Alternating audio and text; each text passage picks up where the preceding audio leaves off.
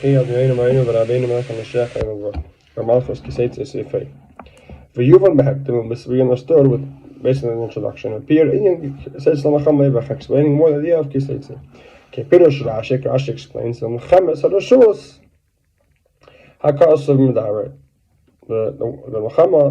war is talking about serving Hashem. In other words, the simple meaning from over here is a war that you're not obligated to fight, not a Malek, not to fight Eretz, or another war that the Eden or Jewish king wants to fight a war to expand Eretz out of the borders of Eretz, etc.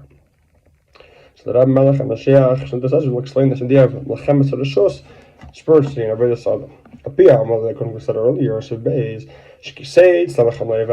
this the word talking about? The name is to call us every this on the work of a man in this world. How could explain the Pasuk is talking about the Melchemes Rishos? There's no command, there's no obligation. Only if it's Seinim Shavi. So you don't have to. How can we say this? Going to war, the beat or the goof is firing the body and the animal soul. But and firing the world. There's a command and obligation to refine the world in Nashbamis. So how can I taste Melchemes Rishos? Here comes another question. Getting paid. A word, is relevant and is a worker. He rents himself. Is to work for the person.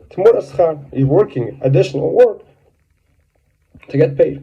If he would not give himself, rent himself out to work, there's no obligation to work for the Balabais. If he doesn't ask, he doesn't have to. He's saying, I'm going to do extra work, I'm not obligated, and he'll give me money.